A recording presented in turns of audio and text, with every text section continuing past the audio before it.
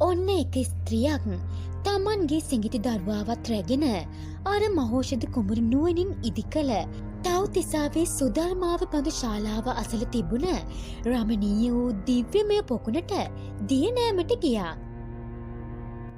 ඉතින් ඇය පොකුණේ එක් තොටුපළකින් බැස පළමුව තමන්ගේ පුංචි පුතුව වතුරෙන් නාවා පිරිසිදු කළා. අනේ මගේ මල් කැකුල හොඳට නාගන්න ඕනේ. අම්මගේ පණනේ ඉතින් ඔයා.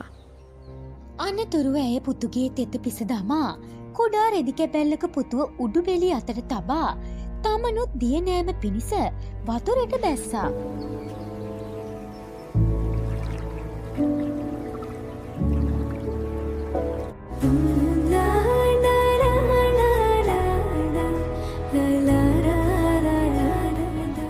ඇය පුතු දෙස බලාගෙනම සුවසේ දිය නෑවා.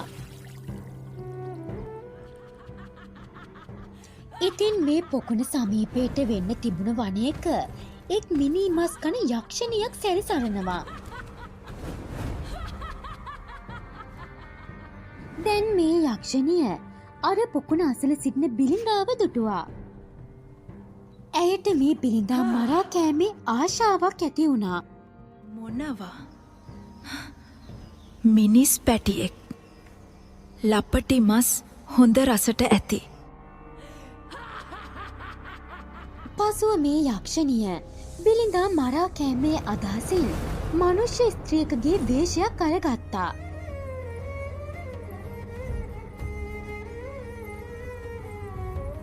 ඇය පොකුණ සමීපයටම ගියා. පුංචි බිලිඳාව දැක එතන නතර වුණා. හරි ආදරයෙන් කතා කළා. අනේ නැගණියනි මේ ඔබේ දරුවාද? හරි අගේ ඇති කොළු පැටියෙක් නොවෑ. හුරුතලේ බලන්නකෝ.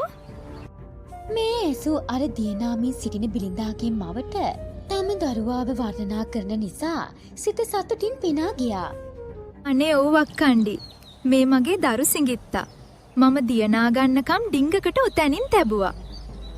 අනේ කෙතරම් අපූරු දරු පැටියෙක්ද? මම ටිකකට මේ පුංචි පුතුව වඩාගත්තට කමක් නැද්ද? ඒකට මක් වෙනවද අක්කණ්ඩි? ඔබ මගේ දරු පැටියව වඩා ගන්න. ඔන්න ඉතින් මේ යක්ෂණිය අර බිලිඳාව දෝතට ගෙන බොරු ආදරයක් පෙන්වා දරුවා සිප වෙළඳ ගත්තා. මද වේලාවක් දරු පැටියා සුරතල් කරමින් සිට එක්වරම මේ යක්ෂණිය දරුවාවත් රැගෙන දුවන්න පටන් ගත්තා. මේ දුටු දරුවාගේ මවට කිසිවක් සිතාගත නොහැකි වුණා. තෙත ඇඳුමින්ම මහ හඬින් කෑගසමින් අර විස්වලාගත් යක්ෂණිය පසුපස දිව ගියා. මේ වෙලාවේ අර දරුවා රැගෙන දුවන යක්ෂණියට නොපෙනී යාමට නොහැකි වුණා. මොකද ඒ වෙලාවේ ගම්වැසියන් සෑම තැනකම සිටින බැවින් නොපෙනී ගියොත් මිනිසුන්ට පේන නිසා ඇයට නොපෙනී යාමට බැරිව ගියා. දරුවාගේ සැබෑ මව වේගයෙන් දුවගෙන විත් අර මිනිසුන් අතර සිරවී සිටිය යක්ෂණියව අල්ලා ගත්තා. මම නවතිනවා. තී කොහෙද මේ මගේ දරු පැටිය රැගෙන යන්නේ? මෙසේ කියා සැබෑ මව බොහෝම වේදනාවෙන් කෑ ගසන්න පටන් ගත්තා. වට වී සිටිය මිනිසුන් මේට අවධානය යොමු කරන නිසා යක්ෂණිය හඬ අවදි කළා. තිගේ දරුවෙක් මන් දන්නේ නැහැ. මේ මගේ කුසින් වැදූ මගේ සිඟිත්තා. මගේ සිඟිත්තා වරගෙන මං කොහෙ ගියාම තිට මොකද? ඔන්න ඉතින් දැන් මේ තිදෙනා අතරත් මහා අර්බුදයක් හටගත්තා. එක් දරුවෙකුට මව්වරු දෙදෙනෙක් අයිතිවාසිකම් කියනවා. දැන් මේ ප්‍රශ්නයක් ජනයාට විසඳන්න බැරිව ගියා. කලින් අවස්ථාවලත් මෙවැනි ප්‍රශ්න විසඳුවේ මහෝෂධ කුමරුයි. ඒ නිසා මිනිසුන් කතිකා කර ගත්තා මේ දෙදෙනාවත් මහෝෂධ කුමරු ළඟට රැගෙන යා යුතුයි කියලා. හරි හරි දැන් ඔබලා දෙදෙනා වාද කරගන්න ඕන නෑ. අපිට ඉන්නව හොඳ නැනවතෙක්. මේ වගේ ප්‍රශ්න කීපයක්ම ඔහු විසඳුවා. ඒ නැනවතාගේ අපූරු නුවණ ඉදිරිපිට මේ ගැටලුව විසඳේවි. ප්‍රමාද නොවි යමු අපි මහෝෂධ පඬිතයන් ළඟට. මෙසේ පවසා මේ කාන්තාවන් දෙදෙනා කැටුව ජනයා මහෝෂධ පඬිතයන් ළඟට ගියා. මහෝෂධ පඬිතයන් එවෙලේ විනිශ්චය ශාලාවේ සිටියා. ගම්වැසියන් කිහිප දෙනෙක් පැමිණ පුංචි මහෝෂධ කුමරුට මේ ගැන දැන්නුවා. සියලු විස්තර අසා දැනගත් මහෝෂධ කුමරෝ මේ කාන්තාවන් දෙදෙනා දෙස හොඳින් බැලුවා. බලද්දිම වැටහුණා කවුද සැබෑ මව කවුද සෙර කියලා. ඊට අමතරව මහෝෂධ කුමරුට තේරුණා එකත් එකටම මේ ඉන්නේ නම් යක්ෂණියක් කියලා.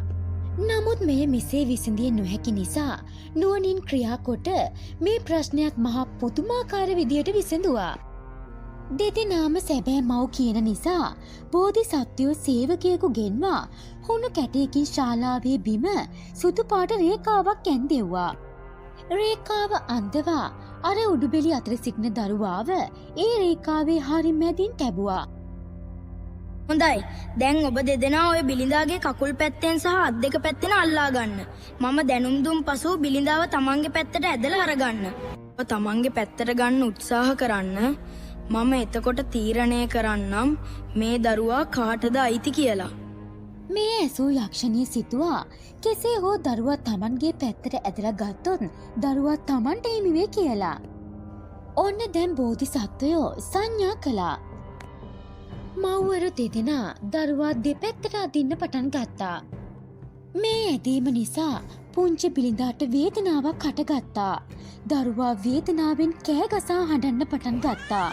දරුවා කෙතරම් කෑගසා හැඬුවත් යක්ෂණියට කිසිම අනුකම්පාවක් ඇති වුණේ නෑ.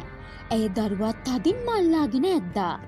නමුත් සැබෑ මවට දරුවා වේදනාවෙන් අඬන විට හදවත පැලී ගියාසේ වේදනාවක් ඇති වුණා. ඒ මව තම දරුවාට දුකක් දෙන්න බැරි නිසාම තමන්ගේ අතින් පුතුව අත්හැරියා. දැන් බිලිඳා යක්ෂණිය අතට ගියා. සැබෑ මවට කිසිවක් කර කියාගත නොහැකි වුණා. ඇය තෙත ඇඳුමින්ම බිම දනගසාගෙන මහ හඬින් හඬන්න පටන් ගත්තා. යක්ෂණියට හරිම සතුටුයි. දැන් බෝසත් මහෝෂධ කුමරු අර වටවී සිටින ගම්වැසියන්ගෙන් මෙහෙම ඇසුවා. හොඳයි. දැන් මේ බවත්තු මේ විසඳත්වා. තමාගේ දරුවා ගැන සිත මුදු බවට පත් වෙන්නේ මව් හදවතය. එසේ නැතහොත් මව් නොවන තැනැත්තියකගේ හදවතක් මුදු වෙයිද? මේ ඇසූ ගම්වැසියන් කල්පනා කළා. රයන්නේනි මවගේ හදවත තමයි තම දරුවාගේ දුකේදී මුදුවන්නේ. සැබේ මව් නොවන කාන්තාවට නම් එසේ දැනෙන්නේ නෑ. ඒට මේ දරුවා තවත් එකෙක් පමණයි. එහෙනම් නුඹලම තීරණය කරවි. තම දරුවා දෙපැත්ත ඇදෙන වේදනාවට විලාප දෙද්දී මෙහි දරුවා අත්හල තැනැත්තියද මව?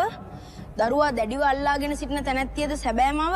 රයන්නේනි අපට නම් හැගෙන්නේ මේ දරු පැටියාව තවමත් දැඩිව අල්ලාගෙන සිටින මහා හඬින් හඟන විටත් කිසිම සංවේදී බවක් නැති මේ තැනැත්තිය නම් සැබෑ මව වෙන්න බෑනේ. තම දරුවා අහිමි වුණා කියලා තෙත ඇඳුම පිටින් හඟන විලාප දෙන මෑ තමයි සැබෑ මව. දැන් මේ ඇසූ යක්ෂණිය කලබල වුණා. යක්ෂණියගේ තිබුණු අර මනුෂ්‍ය කාන්තාවකගේ ස්වභාවය වෙනස් වුණා. කේන්ති ගියා. බෝධිසත්වයෝ යක්ෂණියට තර්ජනය කළා. එම්බල යක්ෂණිය මේ බලාපං. දැන් තී හසු වෙලා හමාරයි. මේ යක්ෂණියක් බව පැවසූ සැනින්ම එතන සිටි පිරිස පුදුම වුණා. නවා මේ මිනිස් වෙසින් ඉන්න යක්ෂණියක්ද? ඒත් කුමරුනි ඔබ කෙසේද මේ තැනැත්තිය යක්ෂණියක් කියලා කියන්නේ? ඉතින් බලන්න බවත්නි මේ ස්ත්‍රියගේ ඇසිපිය හෙලීමක් නැත. දැස්ද රක්ත පැහැයෙන් යුක්තයි සෙවණැල්ලකුත් නැත. මෙතරම් පිරිසක් මැදත් කිසිදු කම්පනයක්ද නැත. ඒ මුහුණේ කිසිම කාරුණික බවක්ද නැත. ඒ නිසයි මම ස්ථිරවම කියන්නේ ඇය යක්ෂණියක් බව. නමුත් පිරිස ඉදිරියේ හෙලි කරන්න ඕන නිසයි මම මේ ආකාරයට කටයුතු කළේ. උඹල යක්ෂණිය තී මේ දරුවා පැහැරගත්තේ මරා කෑමට සිතාගෙන නේද? සත්‍ය පවසනු. පුංචි මහෝෂධ කුමරුගේ ඒ කතාවේ තිබුණ ගාම්භීර බවින්ම යක්ෂණිය බිය වුණා. එසේ කුමාරයාණනි මම යක්ෂණියක් තමයි. මට මේ දරුවා මරා කෑමට ආශාවක් ඇති වුණා. උඹල අනුවන තැනැත්ති.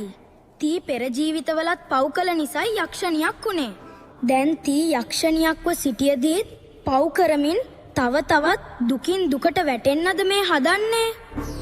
නිසා එම්බල අද පටන් තී මගේ අවවාදයේ පිහිටාපන්. ඔය යක්ෂ ජීවිතයේ ගත කරන ගමන්ම සීලවන්ත වන්න. තීට සිල් රැක් ගන්න බැරි කමක් නැහැ. ප්‍රාණඝාත නොකළනු. ඔය මොනවා හරි දෙයක් කාලා කුස පුරවා ගනු. ප්‍රාණයින්ගේ දිවිතොර කරන්න එපා. සුකම ජීවිතයේ කොටසක් කරගන්න එපා. නුඹට තිබෙන ඔය ආනුභාවයෙන් මිනිසුන්ට උදව් කරන්න. යක්ෂණියක් වුණත් කමක් නැහැ. ගුණවත් විදිහට ජීවත් වෙන්න. ඊ රැකියන් මේ ජනයාවත් රකින්න ඉෂ්ට දේවතාවියක් වෙයන්. ජනයාට හිරිහැර කරන්න එපා. ඉතින් මේ ආකාරයට බෝධිසත්වයෝ යක්ෂණියට අවවාද කළා. බෝධිසත්වයන්ගේ අවවාදවලට මේ යක්ෂණියගේ සිත මෘදු වුණා. අනතුරු බිලිඳාගේ සැබෑ මවත් පුංචි මහෞෂධ කුමට්ට ප්‍රශංසා කොට හරිම සතුටින් තම දරු පැටියාව සිප වැළඳගෙන සනසවා දරුවා වඩාගෙන නික්ම ගියා. ඉතින් මේ ප්‍රශ්නයත් හරිම පුදුමාකාර විදිහට බෝසත් මහෞෂධ කුමරු මව් හදවත හඳුනාගෙන විසඳුවා.